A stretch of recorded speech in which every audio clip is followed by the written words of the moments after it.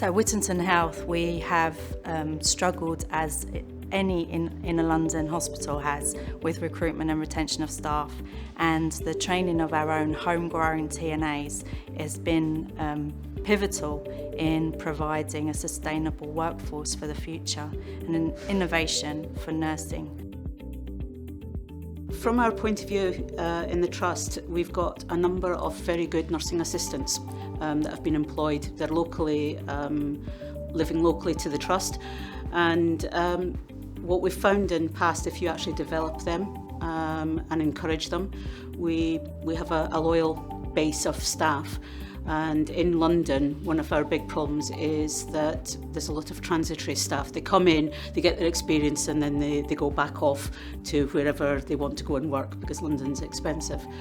Whereas having our own staff who live locally, they want to stay in the Trust, we give them the opportunity to develop.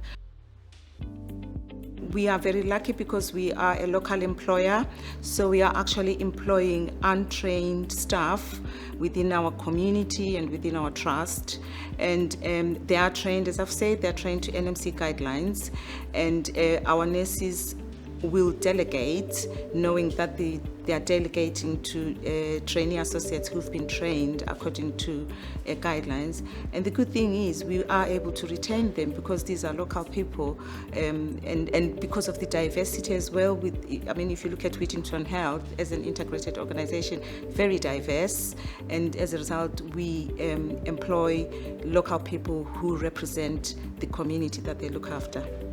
Although we have a point of registration standards from the NMC, there is the scope to actually develop them within their specific area.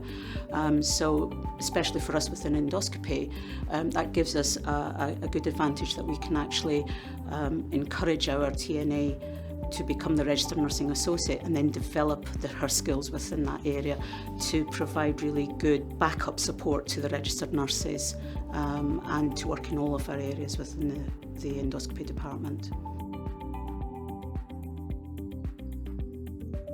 In relation to some of the patients that we have here at the hospice, a number of them are at the end of their life, and looking after patients at this point in time can be exceptionally challenging on a number of levels. But what our trainee nursing associate has said is that it's given her a little bit more confidence in terms of her communication skills, and she's been able to utilise some of those skills in order to partake in some of the very difficult conversations that can happen at this stage in somebody's life. We'll be working on a professional register. We'll ensure that patient care is not compromised, because we'll have a code that we'll need to abide by. We'll ensure that skills that we have are constantly updated, so we'll be doing revalidation as well to ensure that we have the skills necessary in order to deliver patient care. Nursing associates, they can have a big contribution in the team, so looking after residents' health, recognize illnesses, and to know your boundaries and report to the seniors.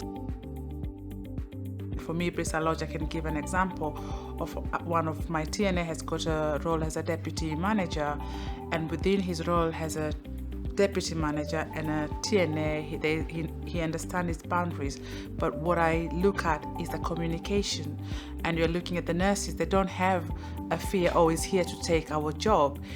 Actually, here we are, let's work together as a team, let's communicate, let's improve. There's a lot of question asked, there's a lot of working together as a team rather than you work that way and I work this way. I can see that it's binding a team together. So for me, there's a lot of benefit of having a TNA in a team, because everybody knows a greater deal of something.